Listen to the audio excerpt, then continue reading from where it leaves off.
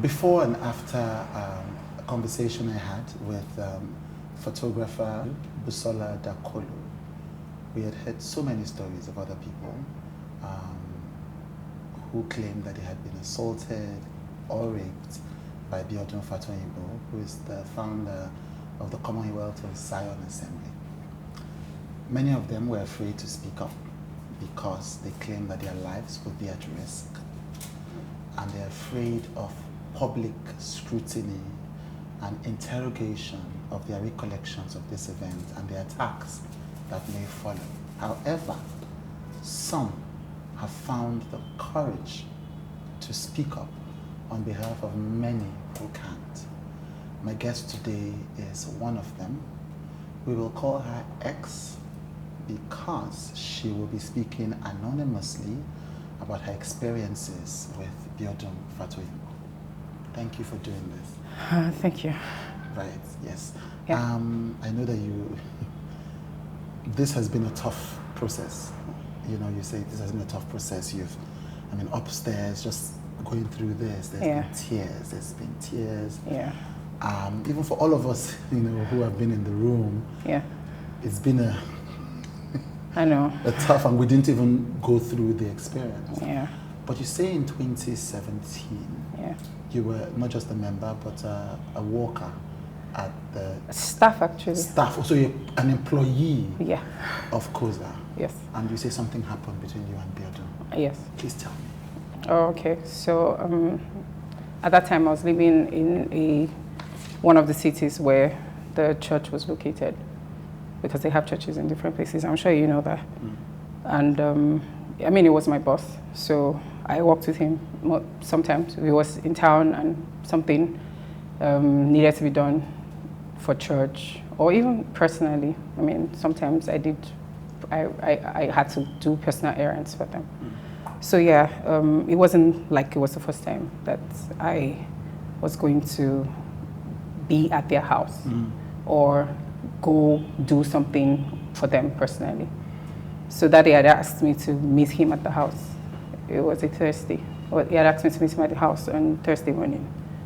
And I went there. It was supposed to be, the usual, go there, take instructions, or to either do this for church or go do that for us personally, and then go do whatever needed to be done. I like to say that at this time, I considered him to not just be a mentor, but he was someone who I regarded as a father figure of some sort.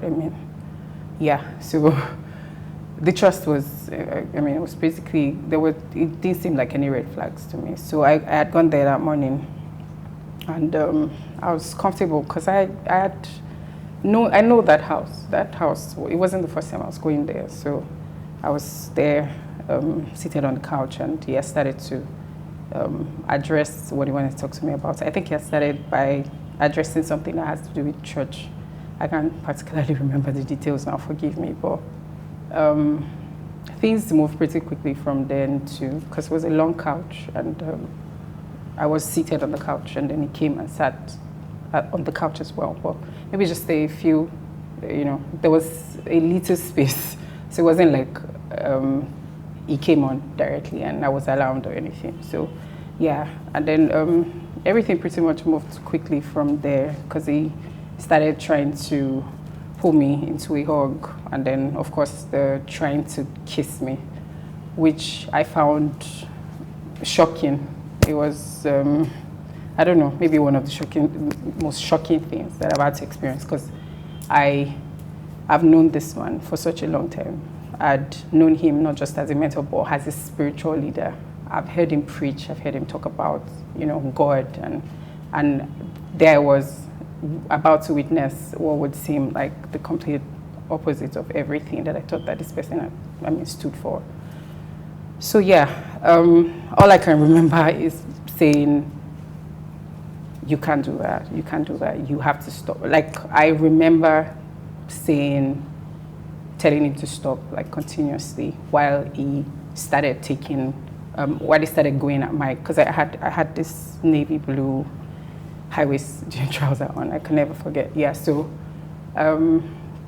that happened, and he started to take that off, and then I remember trying to fight him off, It was a couch. There was, I don't know, even if there was anything that I could grab, I don't know if I thought to grab anything, to be honest. Maybe I was too shocked, maybe, I don't know. I remember I kept on asking him to stop, and that he just kept going. And then, I mean, he had taken off my button, and then my zipper was down, and then my trouser was down. And then he had one hand, you know, holding me back to the couch, and then another hand, like, right up in my pants. I think at that point, I pretty much just knew what was about to happen. And I don't know, for someone who maybe had to fight off a lot of, I'd had to fight from maybe when I was a teenager. I've had to maybe fight sexual abuse on some level or the other. I mean, that's what women practically do. I just felt like I had put myself in this place. I started to feel like, okay, I'm just going to hope that this person, you know, remembers that they are supposed to be my boss and my spiritual. I mean, because everything I kept saying obviously wasn't working. I kept telling him to stop. I remember he kept saying, relax, just relax, just relax. If you know him, then you know that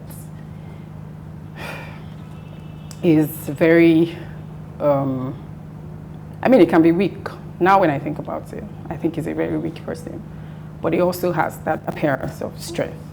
It's like one of the things that he has going for him. So, I mean, I remember him, he didn't flinch, he wasn't moved. He obviously wasn't going to stop or anything. He just kept saying, just relax, like this will soon be over, just relax. And yeah, so, I mean, after that, he just pretty much took off his pants and then, I mean, did what he wanted to. And yeah, as soon as that was over, and he saw that I had already started crying, I mean, I had tears. I wasn't shouting or anything at this point. I was just, I mean, I know that we tell people not to blame themselves, but the first thing that happens is that you blame yourself because, I mean, you brought yourself here. And so I think it was what was going on in my mind at that time. And when it was done, it just said, oh, I'm so sorry. I'm really sorry. I didn't mean to hurt you. Like, he started to apologize. So he flipped from the sweet, amazing person who was my mentor to the person who I could barely recognize. And then switched back to someone who cared about how I was feeling. It was a lot. I mean, I didn't know what to make of it. I didn't know what to make of it. But I remember that for the first time, I saw a completely different person from who we all knew or who I thought I knew.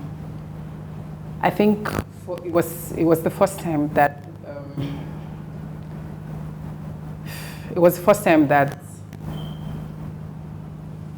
I saw him as someone who just only showed you what he wanted you to see. So with him, what you see is not what you get. Why I say that is because when you meet him, or if you have any form of interactions with him, maybe as someone who works with him or as someone who attends the church, who you see is that charismatic leader type person who is always telling you to, you know, aim and aspire. I mean, go out and do amazing things. It's the one who is always, you know, trying to appear that like someone who not just understands the word, but does the word. But the person I met that day was different. It was a completely different person. And even though he apologized, I think I left that place vowing to myself to never speak about it. I mean, I just felt like, oh, maybe if I don't talk about it, it will go away. Maybe if I never face it, then maybe it will just, you know, magically disappear. Maybe I won't have to deal with it.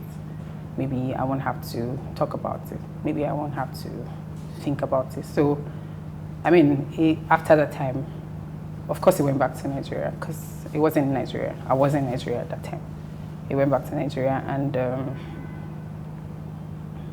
everything just went on like normal. I still had to work. So I still had to show up to work every day and act like everything was fine. I still had to, do things for church, despite the fact that I no longer felt like I belonged there. Heck, I already started feeling like I'm not even sure if God is really who we think He is. So, yeah, pretty much. I'm sorry.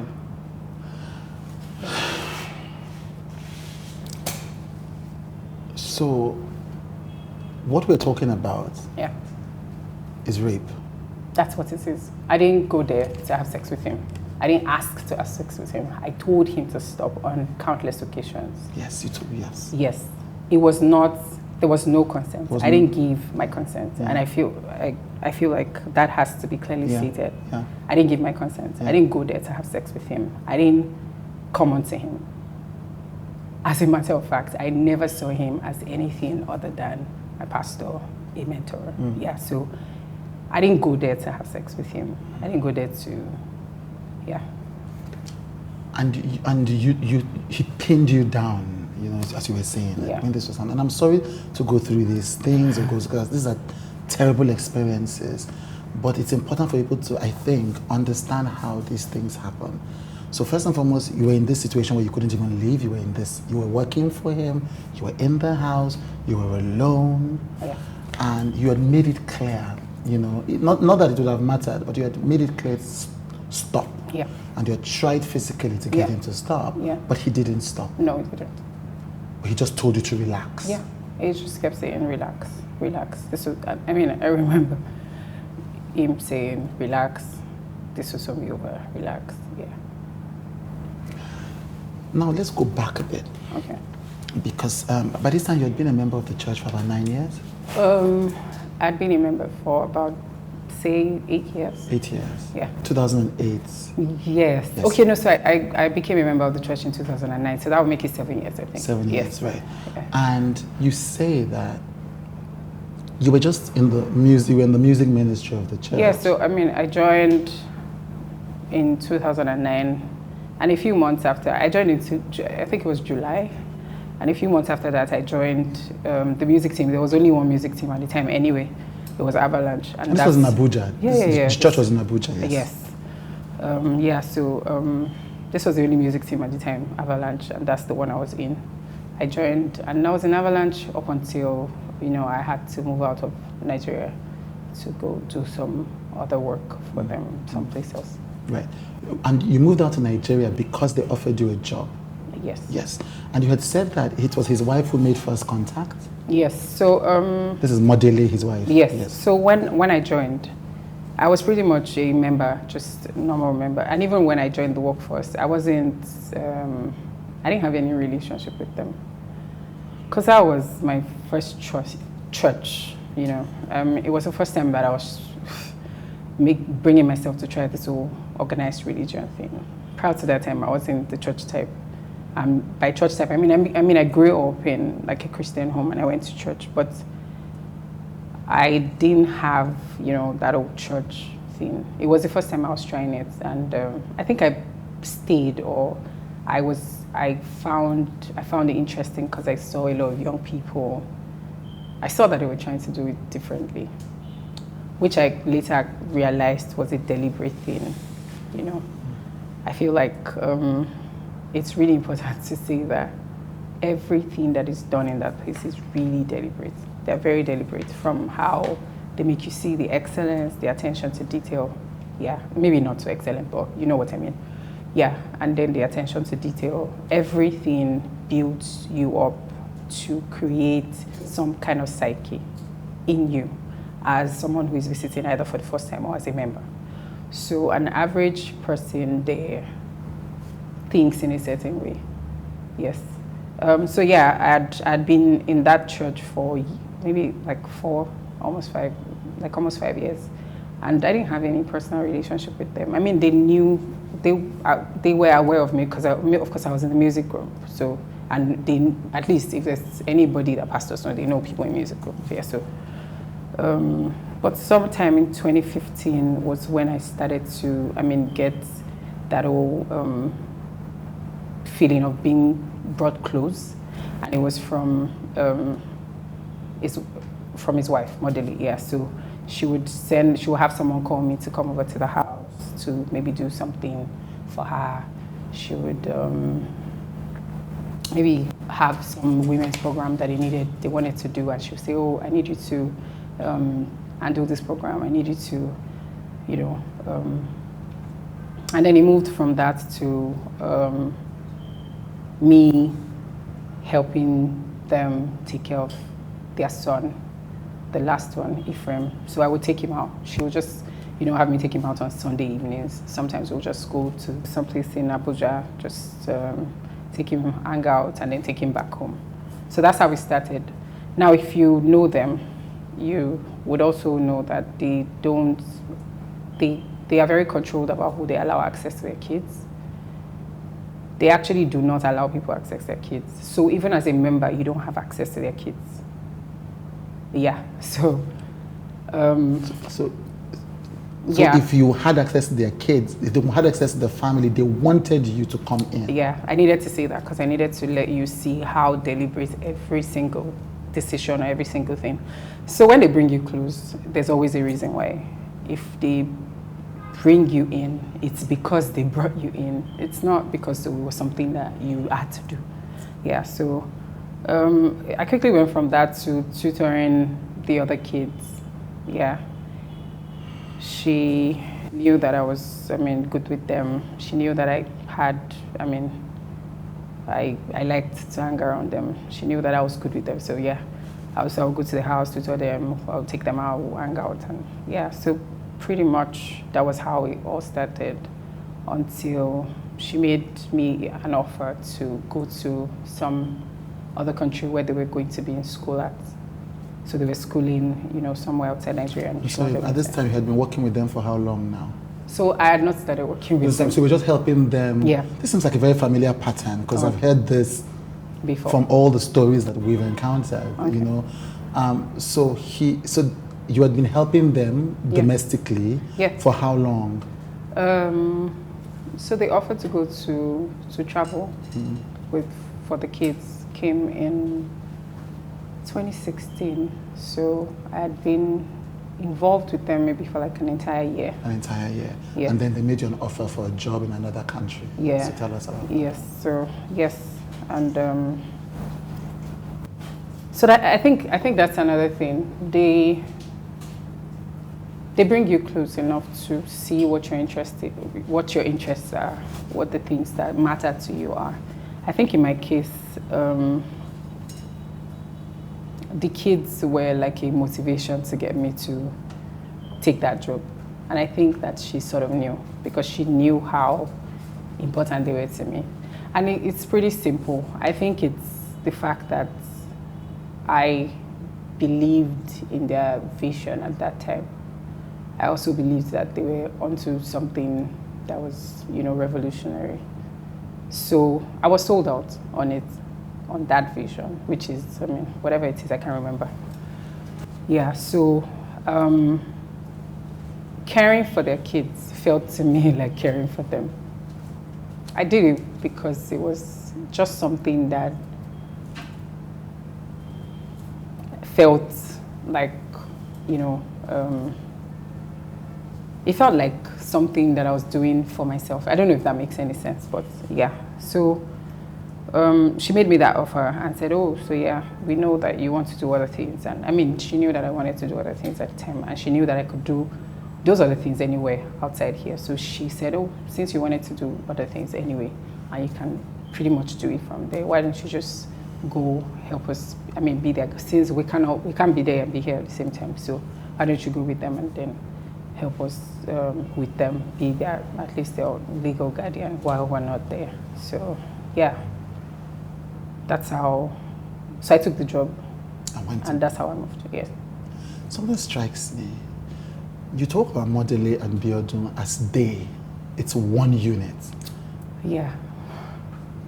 So the naive me, like some 4 maybe even 3 years ago, or maybe say 2 years ago, would refer to them as they in this sense, because I would think, oh, maybe she's not in on these things, or maybe she doesn't know, but I think that I have had a lot of personal encounters with them both, enough to know that they kind of are a unit.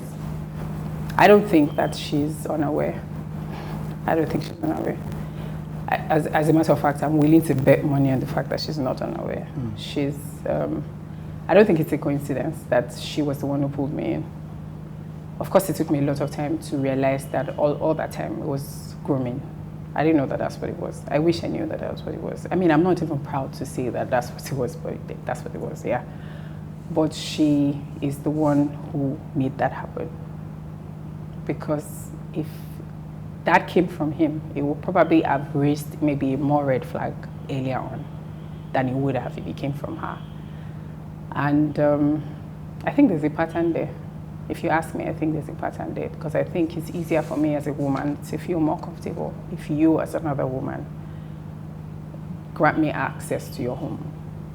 Yeah, because I also think that the idea to use, the kids, to use being a part of, like, their person, being having access to their personal space and their kids, was also a deliberate attempt, because nothing says I trust you like you can watch my kids. I mean, if I can watch your kids, then you must really trust me. And what that says also is I trust that you trust me. So I kind of like even give you trust without thinking that you need to earn it. It just naturally happens, because I mean, there's nothing that says, oh, I feel comfortable with you, I feel like I'm safe with you. They, like I said, they do not give anyone access to their kids. They don't give anyone access to their kids. So I think that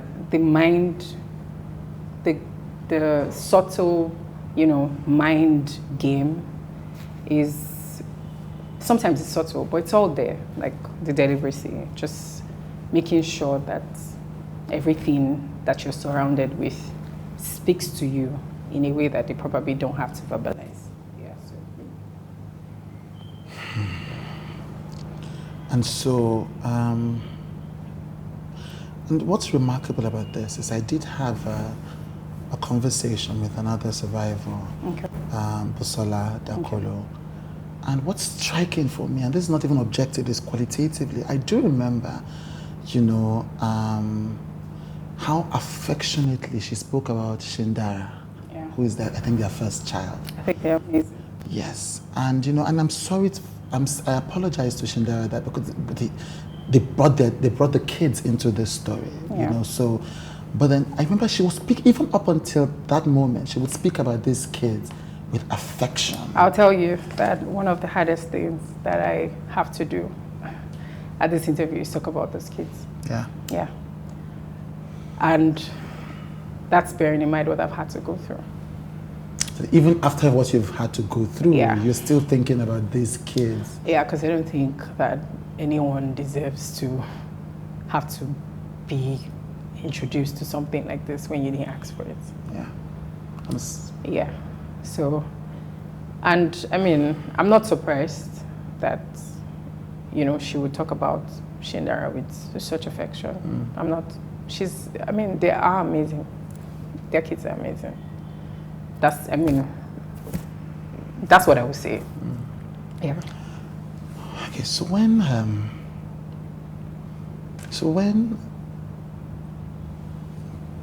the second part of it is for me that apart from the kids part of it, it's also the idea that also when Busola spoke with me, Busola mentioned that same pattern of inviting young women in the church to come, and this was in Ilorin, not Abuja. Yeah. And this was at the beginning of the church, to come over to the house and help with stuff. It's chillingly similar. Okay. And Busola wasn't certain, because again, at this time, she was 16 or 17. Yeah. If Modele knew or didn't know. Okay. But she said, I think she had to have known because she invited me to the house to help. Yeah. He came to demand that I come sleep in the other room. And so it's chilling how similar this is. Yeah. Based on what you're saying, this must have happened to other girls, other women, because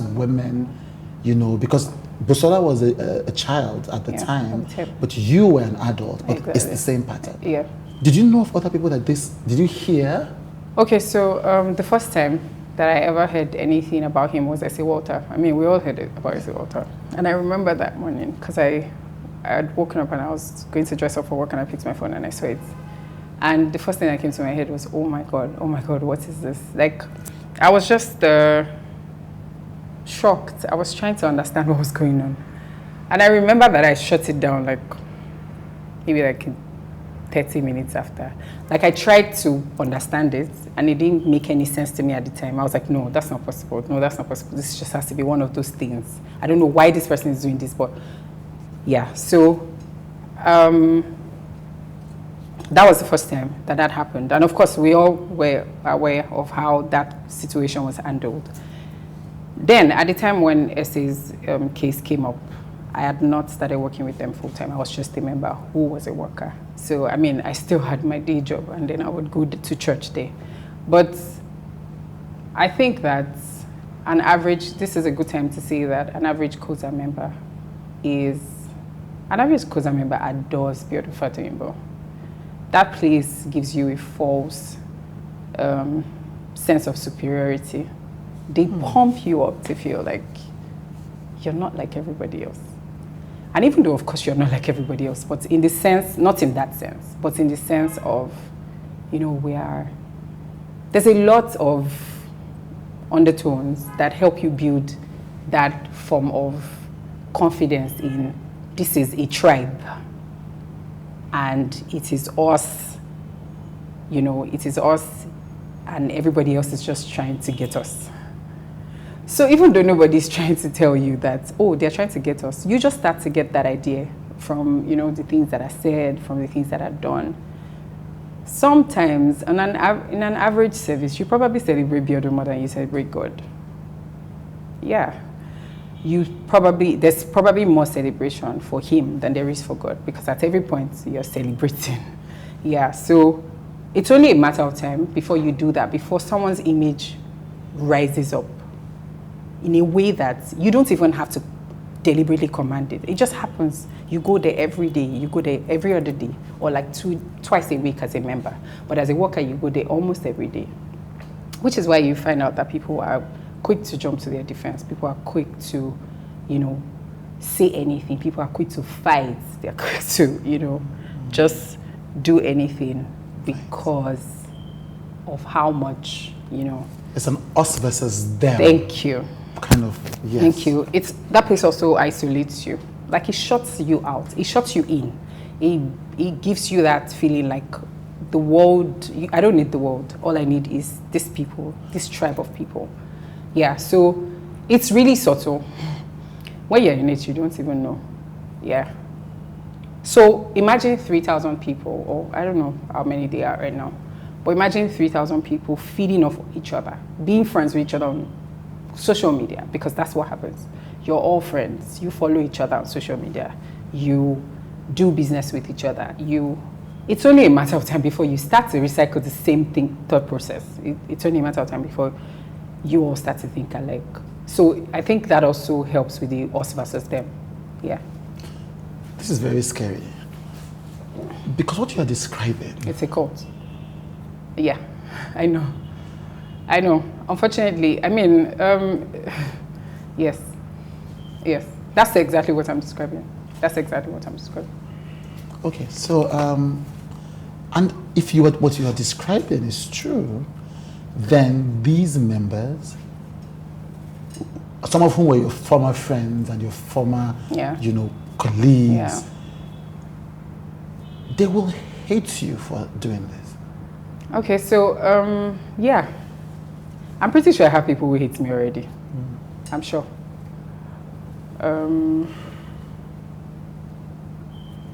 I think really there's really nothing that you can do sometimes about this kind of things. I hate that I've had to let people go. I hate that I've had to lose, some people who at some point in my life were amazing people. And I had, great relationships with. But the truth is, when you're on the inside, it's different from when you're looking from the outside in. There are a lot of things I see differently now because I've had time to be on the out. And I see it for what it really is. But again, when you're in there, it's like drinking some form of Kool-Aid, right? We're all mad people to them. They think we're raving mad. Like, what is wrong with you guys? Who is we? That's the general public. Yeah, right now. Because I remember the way they see the general public, it's like you guys are mad. No, like I'm talking about right now. Right. Yeah, right, everything going on. Right. Yes. Right. They're like. Right. Yeah. So like when the crisis hits, when they yes, when the crisis about their pastor there. When a crisis hits, their standard go-to mode is, what is wrong with people? Why can't they just let us be great? Because Biodun tells them God is about to do something and the devil knows and the devil doesn't want it to happen. Yes, and this happens every time. So with Ese Water, it was because, we wanted to move into this big auditorium and the devil didn't want us to move in. So Ese Water had to come and there will always be something. There will always be something the devil is trying to stop. There will always be something and unfortunately, that sells because, it's religion. Yeah. Okay. So this incident happens. Yeah. In this other country, in his apartment. Yes. And when he finishes, what happens? What does he say to you? What does he do? He says he's sorry. He didn't mean to hurt me. It was, he just apologized. He kept apologizing, said how sorry he was. I was honestly more interested in just getting the hell out of there. Yeah. So, yeah, that was it. Okay. That was it. After that time, I still had to work with him. I still had to work because, it was work. And especially when you keep this kind of thing to yourself, if you don't tell anyone, it means you can't act anyhow. You have to find a way to still act like life is normal, even if it's not. So you still go around doing, whatever it is that you do normally. So it took a while. It took a while. That happened, I think in the last quarter of 2017, September, I think it was. September, yeah. And I still stayed till July of the year after, which is, so I think it kind of helped that I was in Nigeria and I didn't have to see him or have anything to do with him personally. But all that time, I already had a disconnect. I was present, but I wasn't mentally present. So I was just there more out of, this is what I committed to. This is what everybody expects me to be doing at this time. And yeah, so yes. It's something I want to push in. It's something I want to push in to, which is abuse of power, as separate from rape, because there are two things happening here. Yeah. And it's also something because I don't think that men understand this. I certainly didn't understand it until many years ago. I think he definitely understands it. Right, you think I'm not even saying, I'm saying that people who are listening to this story need to understand. And as a person who has power myself, and just going back and looking at past things, I think people need to have the compassion and empathy to understand what happens to a victim of this. That if this happens, and this you are almost caged. Because you are his employee, he's your spiritual father. Exactly. You're stuck in another country. That was the hardest part. What? That was the hardest part. That was the hardest part, because you were away from your family. Yes. And so, even if there wasn't a rape, this was an incredibly agonizing space to be in. Yeah.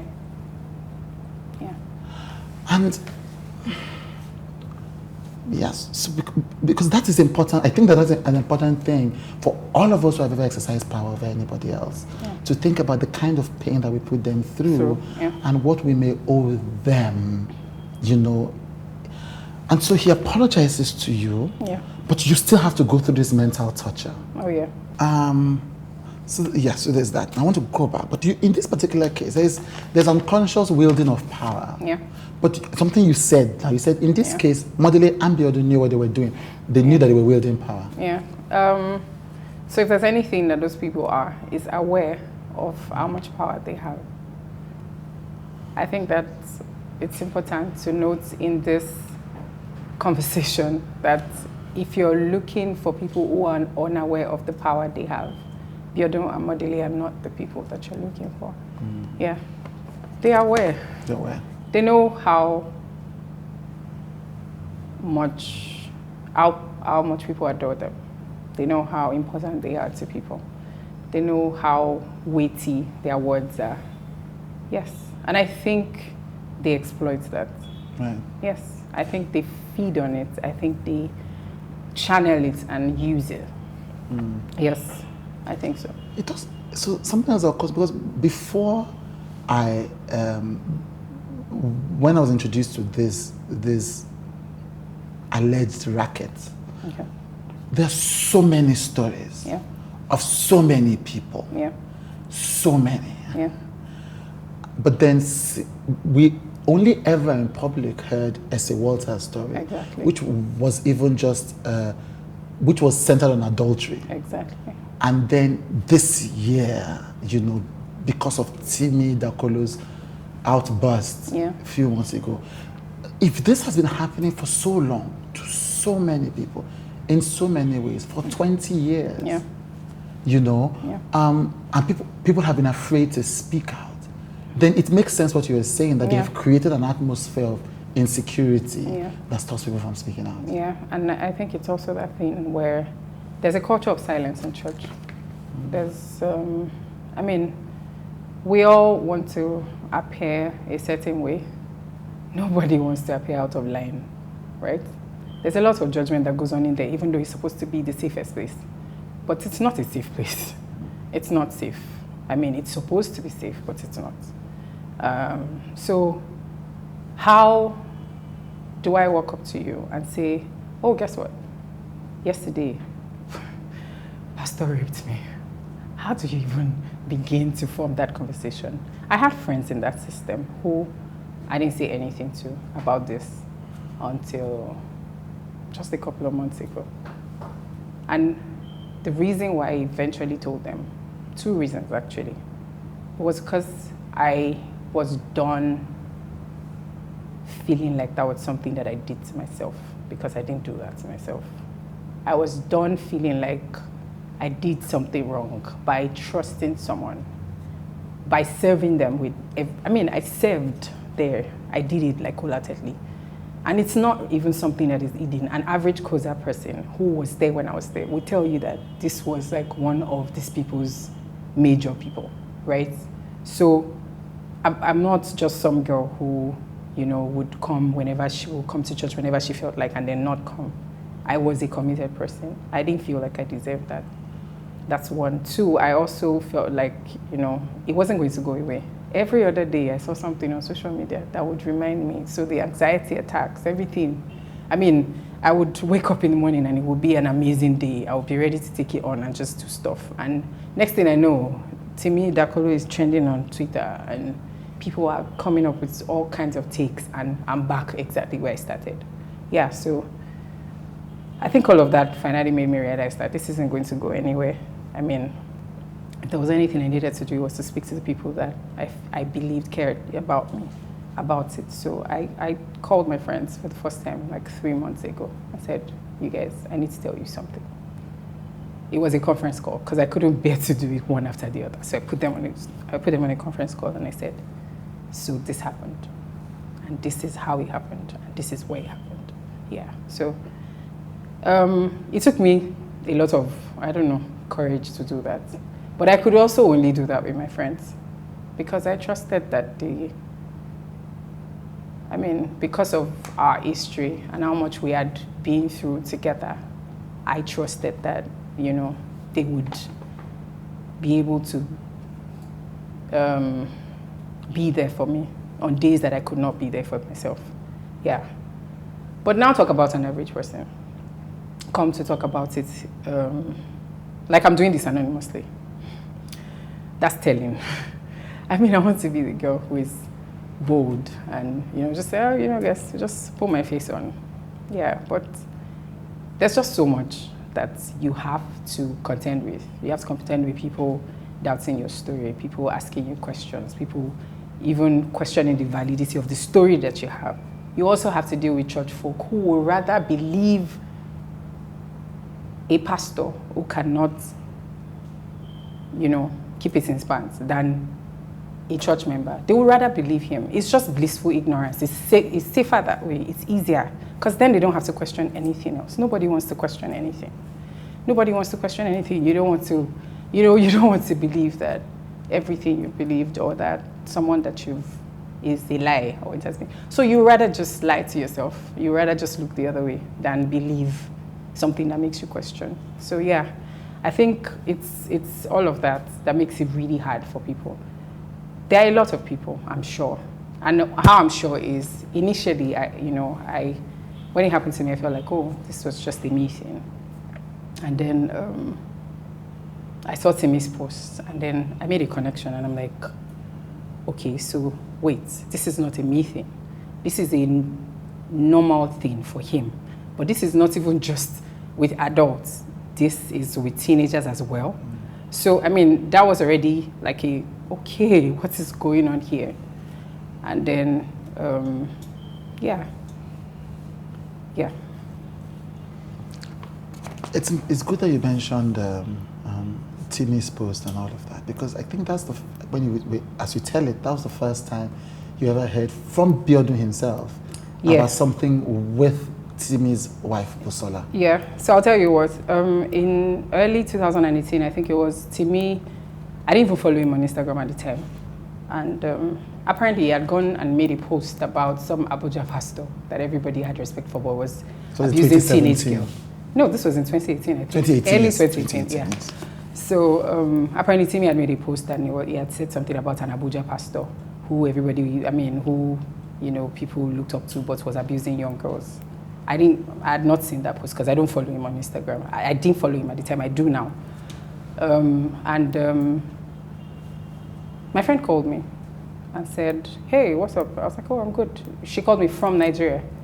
And she said, oh, what's going on? I said, I don't get it. She said, oh, because Pastor has been trying to get your number. He just called me to ask for your number. So I was like, oh, okay. I didn't tell her anything about what happened. So this is her still assuming that everything was fine and he was my boss and, so she just said, oh, he was just asking me about you and saying, oh, he doesn't have your number anymore and he asked me to send him your number. So I just sent it to him. And then maybe like 5-10 minutes after that, he calls me. I think he called from Colorado or something. It was in some country in America. I think Colorado it was, because my phone has that thing where, someone calls you and you don't have the number, but it shows. Yeah, so as soon as I picked up, he said, hi. I was like, who is this? And he said, this is Pastor Biodun. I was like, oh, okay. Good afternoon, sir. And he said, how are you? I said, I'm fine. And he said, I know you're angry with me. So for me, that was shocking. I'm like, okay. Like, you don't call someone randomly out of the blue and say, I know you're angry with me. One, you're my boss. And if there's anything I'd spent months, without any form of communication. So I knew that there had to be a reason he was calling. And he said, he started to apologize all over again, which was weird. That he just wanted to say sorry. He knows that, he knows that what he did was really bad. He just wanted to say that he was really sorry and that he wanted me to know that whatever his actions had been or whatever his actions were, his heart was, I don't know, those were his exact words. I don't know how, but yeah, but that, oh, I just want you to know my heart. Those were his exact words. I just want you to know my heart. I'm really sorry, yada, yada, yada. We went from that conversation because I just kept saying, I'm fine, I'm fine. And then we went from that conversation to something about work, which was, oh, so how is this going? How is that going? So we wrapped it up on work. That conversation, we wrapped it up on work. Yeah. But as soon as that call was over, I heard about the whole Timmy had gone online. A couple of my friends from Nigeria had called me and said, oh, yeah. So I started to tie it together and I was like, oh, okay. So he calls me because he's trying to just take care of loose ends. So you know how you feel like, something's about to happen and you're just tidying up. That's what I felt like. So of course I knew that was what it was. But again, I was a girl who had not told anyone, who had not even started to deal with it by herself. So I just filed it under do not deal. Yeah, like everything else. So yeah, but for me, it was telling, and it made me realize that this person is someone that you want to go as far away from. This place is not where you want to be. You want to get as far away from here. And I mean, I'd already started, working on my exit strategy from the beginning of that year. I knew I was going to leave. I knew exactly when I wanted to leave. As a matter of fact, I mean, I knew I had a plan to leave. It was just that I couldn't just up and leave because my life had been tied there for the past 7 years. I mean, and then out of that 7 years, I had tied full time, like almost 2 years or something to that place. So I needed to get myself together. I needed to know where I wanted to go from there. I needed to know what I wanted to do. So I took all that time to do that. So yeah. So after that conversation, he and I had no contact or whatever until I had given myself a date that I wanted to leave, and I sent a message because I mean it's still my boss after all. I still have to exit the right way. I can't just up and leave. I wish I did. Sometimes when I think about it, I'm like, why didn't you just pack your bag and leave? Why did you feel like you needed to tell anybody?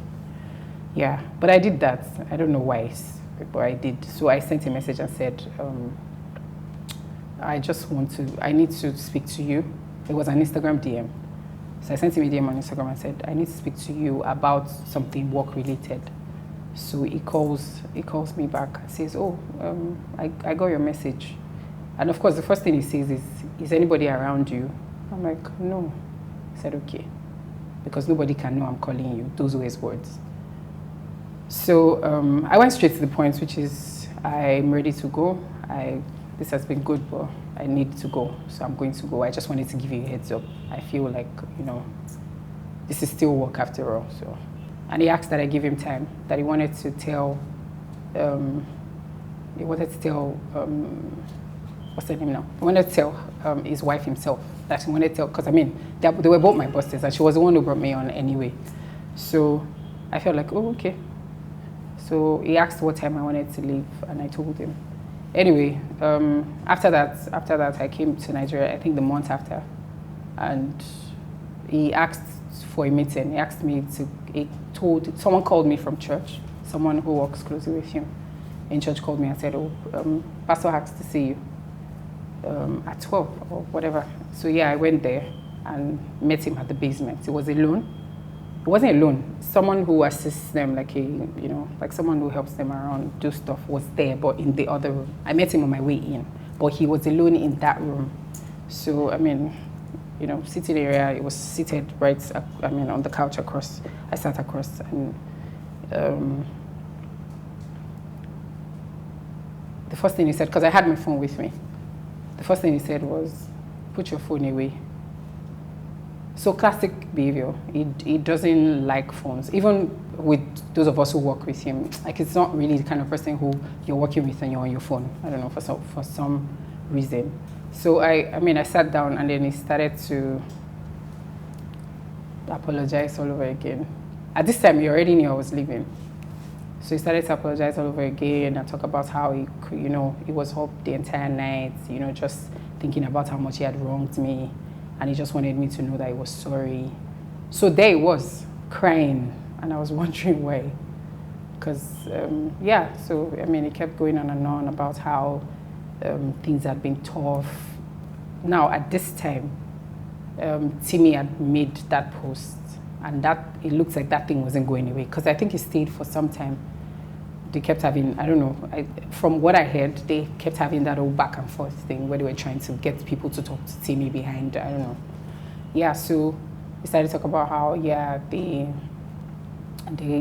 knows that he's not a perfect person, but he didn't rape Busola. Now, before that time, I didn't have it. I mean, I know Timi Dakolo. I don't know him personally, but I know him. And then I know his wife because she's Timi Dakolo's wife. Yeah, so I don't know them. I don't know them personally. I'd also never heard anything about her up until that day. So it brings her up, I mean, out of the blue. Went from apologizing to me about how he feels like he has wronged me and everything that, had happened. He just wanted me to know he was really sorry. And he said they're saying that he raped Timi Dakolo's wife, but that he didn't do that. That he knew her when they were in Ilorin. He wasn't even married then, I think he said.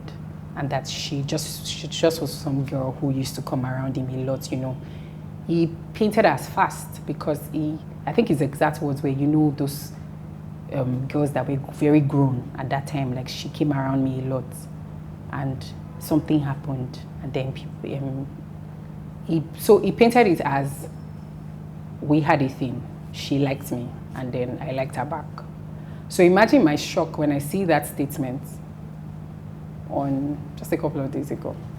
And on that statement, I'm saying, I've never raped anyone in my life, which was like the most ridiculous thing because that's a bloody lie. And I didn't know Busola except in the capacity of a pastor. And I'm like, isn't this the same person who told me she was coming onto him? So why didn't this appear? So yeah, for me, that seemed like, so that means you've already told two different stories in this case as regards, I don't know what other stories out there, but the story that I was told by him, which I didn't ask for because I had no business knowing. I mean, I just wanted to move the hell on with my life. I just wanted to get out of there.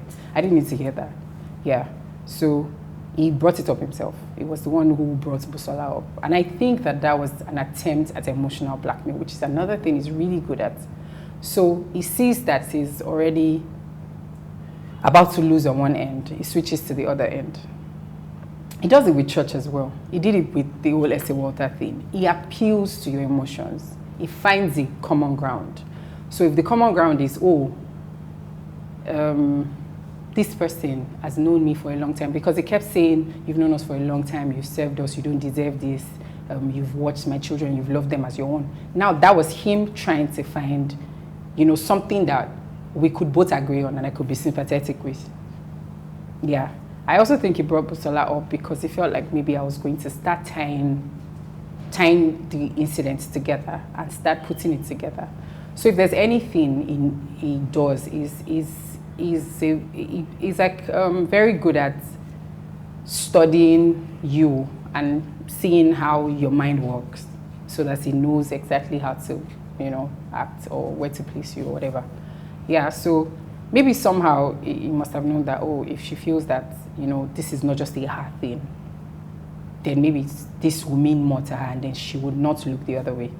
So maybe that was his attempt at trying to get me to see him not as, someone who lives like this on a normal day. Maybe he wanted me to just say, you're just the exception in my horrible mistake or whatever. So yeah, he did that, brought her up and said that, they knew each other. She came around him and he wasn't trying to do anything. He didn't even know that she was that young and that, something happened. Yeah, so basically that's pretty much how that conversation went that day. I left that room after he had apologized and said he was sorry and that he knows that I don't deserve it. I mean, he just pulled a lot of emotional cards. The only thing that was important to me in that moment was getting out of that place. There are so many things that when I go over that conversation that I feel like I would do now, but I think I wasn't able to do back then because the only thing that I had my eyes on was get out. Like I just wanted to get out, yes. So that was more important to me than anything else, maybe than recording the conversation. That didn't even cross my mind. It should have, but it didn't. Yeah, so maybe recording the conversation, maybe, calling him out on his BS, maybe, I don't know. But I just wanted to get out of there, yeah. So, and I needed to make it look as seamless as possible because it's a large organization and people talk. And I think that it's all still part of the whole culture of silence. So you want to appear like you have it all together and live peacefully at your own. I mean, I was willing to sacrifice myself. I was willing to be the girl who just left peacefully. I didn't want to make any drama or any trouble. I didn't want to make anything about me. I just wanted to go in peace. Yeah, because I mean, it's a large organization and people talk and you don't want people to start asking you, so why are you leaving? So did something happen? I mean, yeah, so those were the things on my mind at that point, yes. And so you wanted to live as peacefully as possible, so you just did this. Yeah. But you'd mentioned something about him asking you if there was anything you wanted. Oh, yeah. So on the last time, the last time I saw him right before I left, after having that brief conversation, I was about to go, and then he says, is there anything you want me to do for you? Obviously, I knew he meant like financially. Yeah, because that was the tone. Well, what else would he be asking for? Yeah, so I looked at him and I said, no, I'm fine, thank you. And he said, let me know if you change your mind. And I said, no, I'm not going to. Yeah, so that was it, yeah. Okay, so to recap, just to be sure we had the facts of all of this allegation. Okay. You were invited into the Fatoyinbo family by Modele Biodun's wife to come and work for them. Yes. Then after that, you were offered a job. Yes. And then you were raped by Biodun. Yes, absolutely. And you can bet on it that Modele, his wife, knew about this, that Biodun had, even if not raped you, had sexual relations with you. Yes, because I think that for someone who has such a unique pattern, I find it really hard to believe that she's unaware. I mean, if the same things keep coming up, if the same things keep reoccurring, if someone has such a big issue being around women, then you would think that the person who is like the number one person in their lives would try to help them by at least reducing the number of women that they bring into their lives, right? I mean, that's just like... At the least, she knew that this man was having affair or sexual relations with young women. I definitely believe it. Right. I definitely believe it. With young women who considered him to be their spiritual father. I definitely believe that. That one setting. I definitely believe that. Right. And so this was, you said you were in the church. I just want to reestablish kind of the order for people who are watching and the many Nigerians and other people who may not understand what rape is and how it happens and may put all the burden on the woman, which is why many women who have told us these stories haven't come out. Yeah. So this was you joined the church in 2009. Yeah. You were invited to work for him in 2015. 2016. Yeah. 2016. Yeah. You left the church in 2018. 2018. The rape happened in 2017. Right. Now, I know, because there's also a pattern, and you mentioned this, and that's why I'm asking, that pastors know that this is happening. Of course. At the least, they know that there are allegations of rape. I think that a couple of them knows that these things are more than allegations. Right. As a matter of fact, in the last couple of days, I've seen, random people talk about how, they've always known in Ilorin, for example, and how, even back then, it wasn't such a hidden thing. I've also heard people say, he didn't come to Abuja because God asked him to come to Abuja. He came to Abuja because he was running from something in Ilorin, right? So if someone has such an history and they've done it for that long and they've made friends along the way, there's only two things that make sense. That they have friends who are that way, who they are comfortable with, or they have friends who at least know but are choosing to look the other way because touch not my anointed or whatever else that we say about these things. Yes, so I believe that people are aware. I know for a fact that some of his mentors are aware, right? I know that some of his mentors are aware. they're aware of. You worked in his office, you lived in his house, he invited you, so you know what you're saying. Exactly. So I know that some of his mentors know about, his patterns, these things. But if you go to, if you go and that extra mile to do something for your mentor, if you have a mentor and all you do is lavish them, right, with gifts and... You're talking about Biodun doing this to his mentors, who are seniors in the faith. They have this COZA 12, that's what they call them.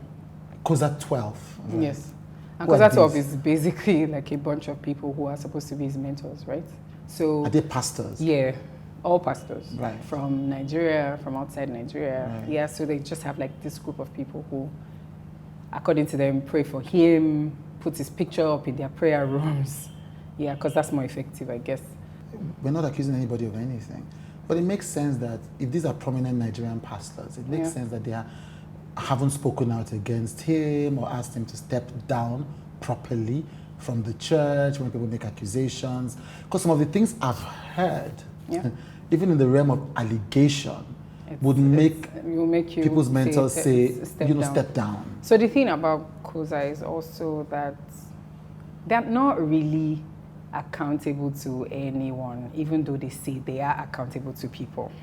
Is there a board? So there are no elders in COZA, you know that. Right. There are no elders. You know how you walk into church, elder. There are no elders in COZA. There are no deacons or deaconesses either. So what you have in COZA is the senior pastor, the assistant senior pastor, I think they call her. I can't remember. I've made a lot of deliberate effort to forget a lot of things about that place. Yeah, so then there's those ministers. And ministers are pretty much, it's like me saying my boys. But of course, let's call them ministers because that's what we are for the sake of this conversation. So basically what they really do is go upstage when daddy and mommy says go upstage, and then sit their asses down when daddy and mommy says sit down. So yeah, that's in-house. Yeah. That's what is obtainable. So in-house, in COZA, there is no one institutionally to hold Biodun accountable? Nope. Nobody? No. Right. No.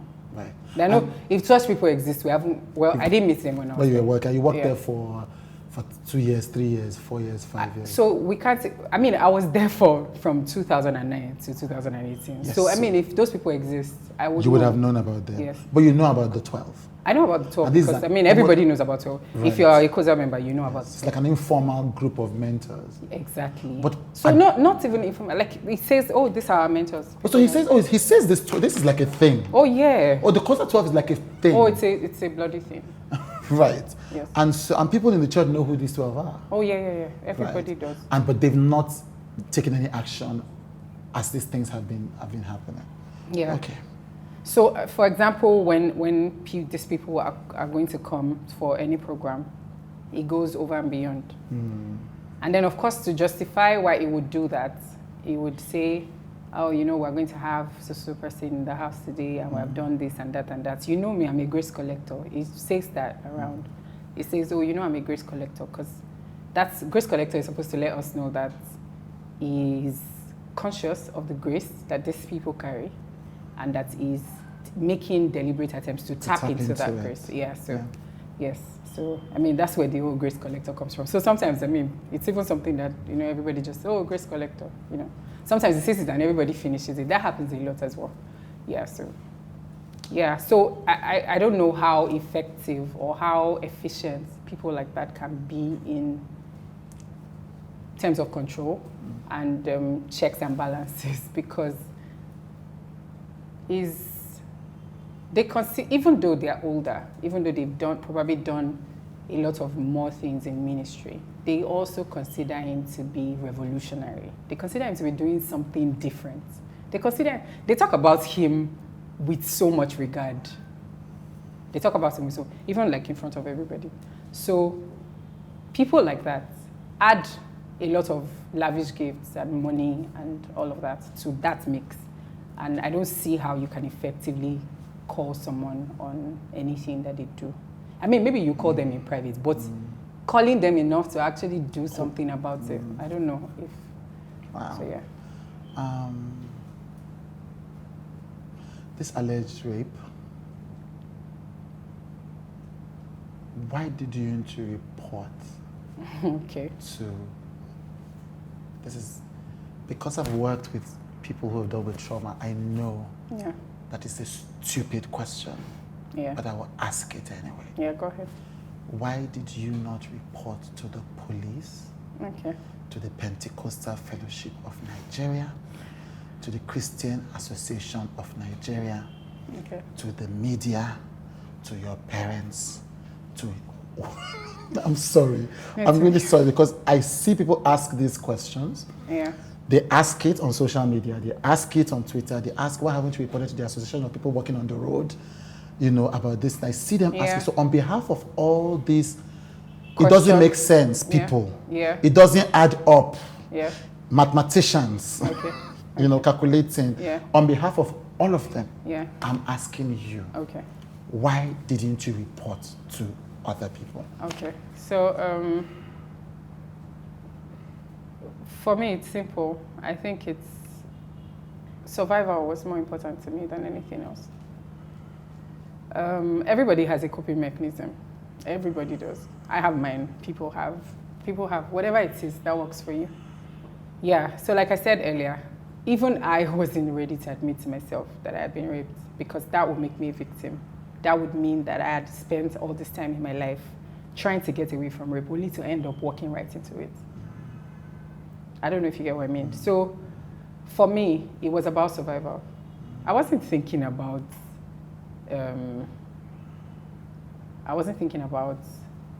the police. I'm not going to lie. The police was like the last thing on my mind. I was in a terrible place and I just needed to deal. Now, aside from that, when you start to now, pull your thoughts together and assess what just happened to you and everything that has happened, what you do is switch into some sort of survival mode. So if you have maybe, for example, a family friend that you trust, you call them and then you cry to them and then they take you to the clinic or whatever. In my case, I was in a foreign country. I was in a country that I didn't have family in, even though I had some people that, I considered to be friends. But I also did not consider them to be those kind of friends that I could go to and say, oh, do you understand? Because they were my work friends. They were people that I met, just from staying in this. I didn't know them from anywhere. So to come out to people who are basically like almost strangers to you and talk about something as horrible as that's happening to you and have to, admit that you failed yourself, it's something that nobody jumps to doing. It's something that I wasn't going to jump to do. Yeah, so I wasn't thinking about making a point or, trying to get help. There's also that part where you ask yourself, so who is going to believe you? Like, who is going to believe you? I mean, it crosses your mind. Like, okay, so I say something. Let's say I say something now. Who is going to believe me? Who is going to listen and believe me? Especially when you know who this person is. You know how much influence they have on people. You know how much people adore them. Who is going to believe you? Chances are people will rather say, I was the one who came onto him. I mean, there's a 99% chance that that's going to be, the easiest conclusion that for people to actually believe whatever I say. And that's even me considering the fact that I don't think, that I have any history of, anything in all my years in that church to give people the impression that, I could have just made it up. But still, like I said before, it's always going to be about blissful ignorance for these people. These people don't even want to consider the fact that the person who they hold in the highest regard will do something as shitty as this. So they would rather not believe you. They would rather, because it means they have to question everything else. And nobody wants to question everything else. So they would rather not believe you. So maybe because I was an insider and I knew how that place works, it didn't also help, in boosting up my courage to be like, oh, yeah, let's report this. Yeah, and finally, I think, like I said, everybody has a coping mechanism. Everybody has a coping mechanism. For me, it's that I take responsibility. I don't know if you've ever met people who just take responsibility. Like, that's the first thing they do before they do anything else. I mean, it's not always the right thing to do, especially for someone like me who, if something similar had happened to a friend, I would have been like, no, you didn't do this wasn't your fault. I know that, I can tell people that, but when it came to me, I couldn't tell myself that. Maybe I still can't tell myself that, I don't know, but it's something that I know, it's something that I believe, but it's a different thing when it applies to you. Right.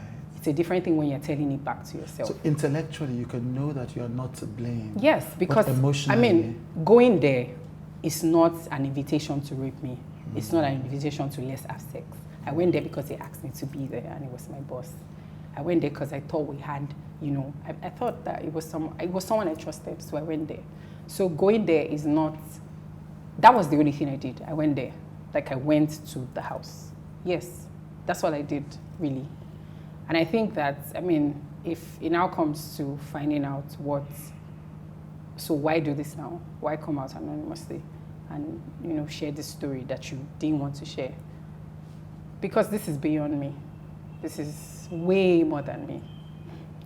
It's way more than me. I mean, if there's anything that is more important to me now, it's that this doesn't go on. And then I realized this isn't going away. This is not going anywhere. I'm reminded of it every day because I see it on Twitter. I see people make memes and funny stuff about it. I also see people trivialize it. I see people doubt it. I see people defend it. So it's obviously not going anywhere. So it has to be dealt with. So I feel like if I can contribute, even if it's a fraction, to this conversation, if I can let someone at least know that this is who this person is, as opposed to who he says he is, then that's something that, is worth doing this for. So this is beyond all trying to, come out now and put a face to myself or try to get, some sort of, it's because this has gone on for too long. This is beyond anyone. We owe it to ourselves. We owe it to the people around us to let these conversations go on, to let these stories be heard, no matter how people spin it. I don't think that people are going to not find a way to spin this. Yeah, Paul. There's something you said that I found, and I wanted to go back to that. You said when a person is raped, the first thing the person is thinking about is not justice, it's not exposing the person, it's survival, it's self-preservation. Yes. You're thinking about yourself. You're thinking about self-preservation, like you said. You're thinking about, making that switch to whatever your coping mechanism is. Whatever it is, you have to tell yourself to get yourself through the next minute, and then the next hour, and then the next day. So, I mean, we all cope differently, like I said. We all have different coping mechanisms. Yes, we all have different ways that we deal with issues. So, but at the prime of all of that is survival. That's what you're thinking about. You just want to, yes. So, there's a lot going on in your head.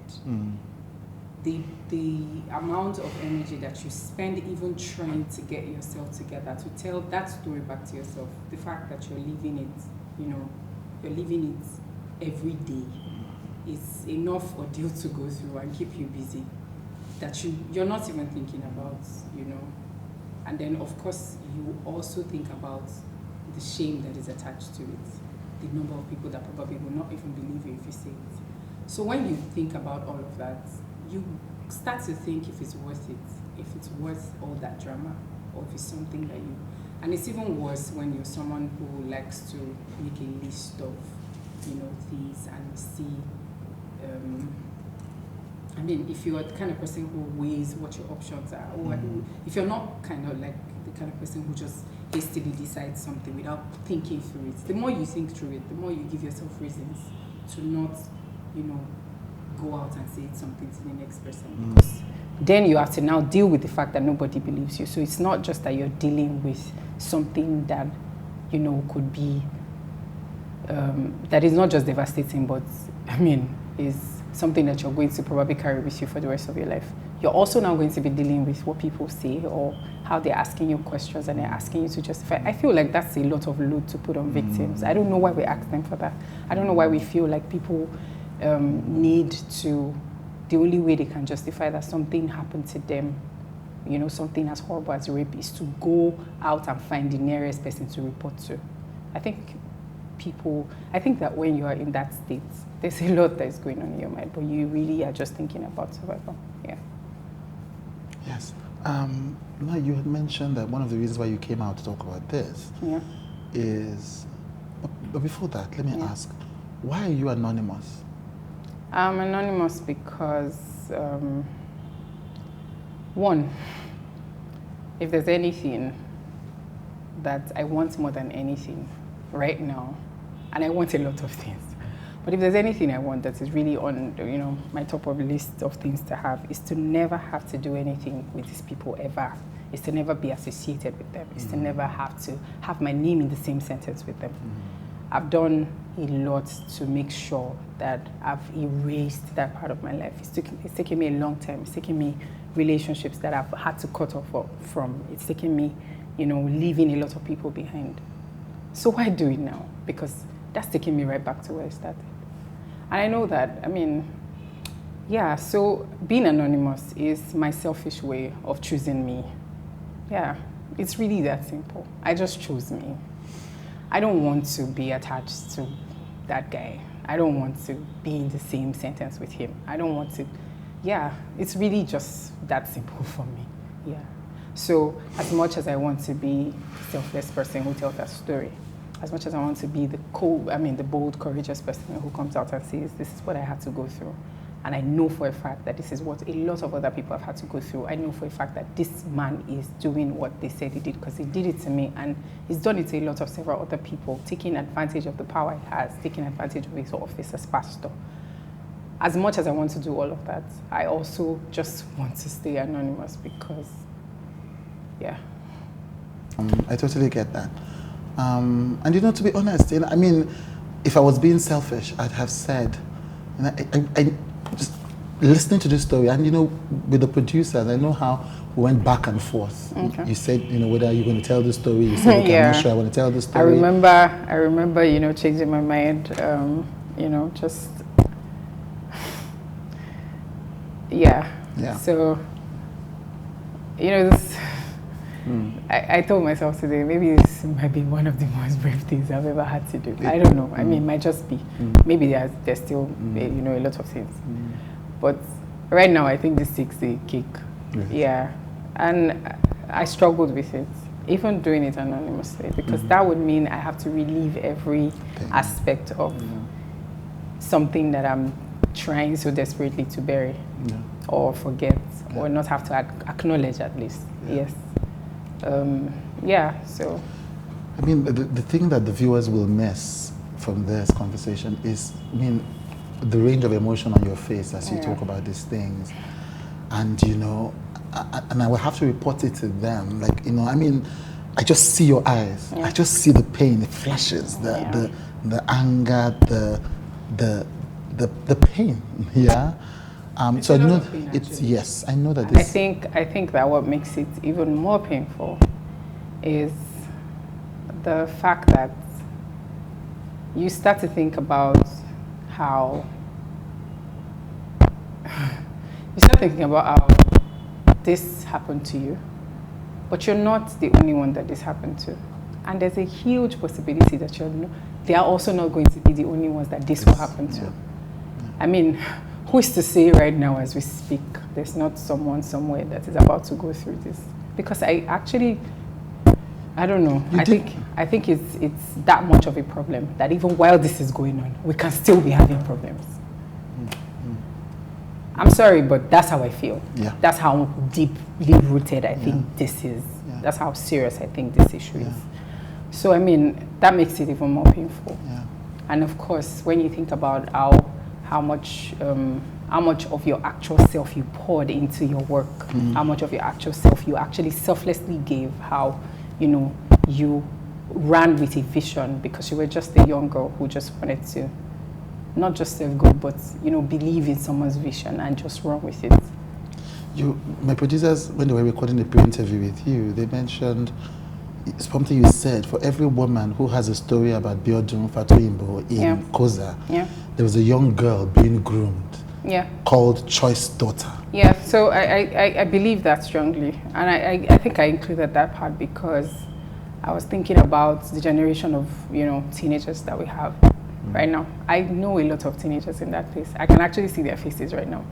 A lot of them were my friends. A lot of them were people who are so bright, amazing. They are spectacular in their different ways.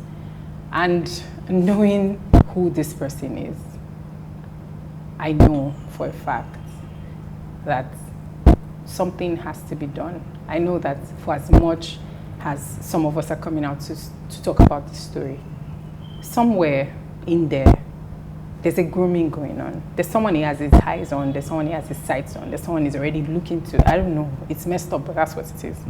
So that's why I said that. So, it's something that we can no longer just not want to deal with because we feel like it's not close to us, because I think it's going to come close enough at some point. At some point. Like how many people have to be hurt? How many teenagers have to be broken before something actually happens, before this person gets put away, before something is actually done to at least repair whatever damage is being done. So that's why I said that. I'm saying that because I know that even though now we have people who have come out to say this happened to me, there's still people who are probably, in there, not even aware of everything that's going on. And an average teenager in COZA wants to be like their pastor. And I'm not even making this shit up. It's sad, but it's the truth. They look up to him. They think he's the best thing. It's the ideal definition of who a pastor is. It's the ideal definition of who a role model is. And I'm not making this thing up, it's what it is. So does it make you now afraid that someone who could do all of these things, someone who could be this evil, is someone that children look up to? That's the part that bothers me, because it's really worrying. So there are several levels of this story. So first is they're just young women and girls who need to be protected. Exactly. Urgently. If this is true, then there's an urgent need to protect young women. Exactly.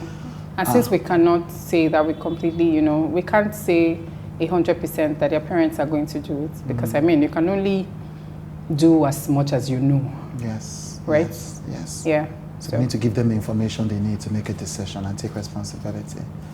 But we're also saying that you can almost empathize with COZA members who struggle to come to terms with the truth, because when you are in that space, you can't believe differently. I think that there are levels to this thing. I feel like this is the point where I need to say it. Right. There are levels to this thing. If someone ever told me, for example, that my pastor raped someone, my reaction would not be to go and shout in church this morning, right? So there are levels to this thing. Right. So as much as I sympathize with them, I also, think that there's a lot of extremes. They just need to receive sense, to be honest. And I was there, and as someone who has been there at some point, I know that sometimes it's really just as simple as giving someone too much power, that they now have too much power over you. The power that he has is something that was given. He didn't, I don't think he took it as much as we gave it to him. And I'm saying we because I was there. And I see how much we revered him, how much we took everything that he said like law, and how much, a lot of subtle things were said, like, oh, the most important person in your life is the person who builds your faith, meaning he's the most important person in your life, which isn't true. That's not true. That isn't true. That can't even be true, because if we're going by the standard of the most important person who in your life is the one who builds your faith, nobody builds anyone's faith. I don't think a man builds your faith. They can try to help your faith grow, but I think that's the work of the person of the Holy Spirit, if we're being religious here. So I feel like those are the kind of things that have, led up to how fanatic people are, and how they've chosen to rather, be in that ship and just sink with it with blindfolds on, because they would rather not face the truth for what it is. Right. Yes. So they have to take responsibility for their choices. It's really just that. It's really just that. And they step into the if a man has been credibly accused. I mean, this has gone on for a while. For too long. Yeah. So there's a burden on the church members themselves to take responsibility for the actions they take after the stories they hear. Yeah. So yes. I mean, I think as someone who has been in there and who is now out and can look from the outside in, if there's anything that I would say to people who are still there is everything that we do, right? Everything that you're supposed to do as a believer is supposed to be about love. I mean, it's the foundation on which everything is based. And if that's absent, then what do you have? Then what do you have? So love empathizes. Love does not seek its own way. I mean, love is supposed to let you hear something as horrible as a rape allegation against someone who was a teenager at the time it happened. And your first response should not be to take to social media and say, I stand with daddy. I think the most ridiculous thing to do is to see that someone, no matter how much you care about, we all want to believe the best in people we care about. I cared about this person once. I believed the best in him. Until, of course, I had to find out for myself, sadly, that people are usually not who they say they are.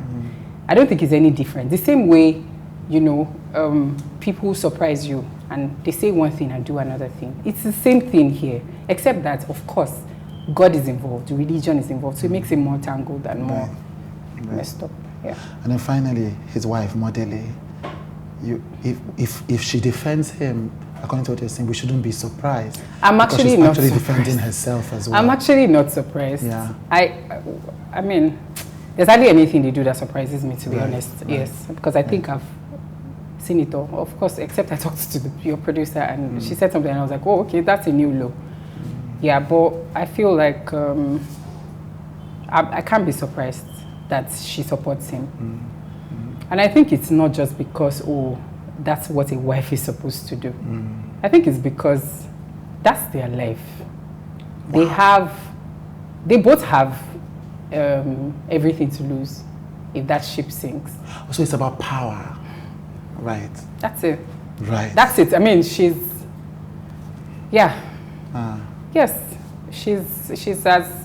has as much, maybe not as much, but she has a lot of influence in that place as well. She has a lot of influence in that place as well. So she has a stake in it, and it's not just a marriage stake. It's that this is our life, and we cannot allow it to sink to the ground. So whatever has to be done, if we have to put up appearances, if we have to, you know, tell a few lies, maybe more than a few, but you get what I mean. Yeah. So whatever has to be done, is just do it. Whatever has to be done for the show to keep going. Yeah. Yeah.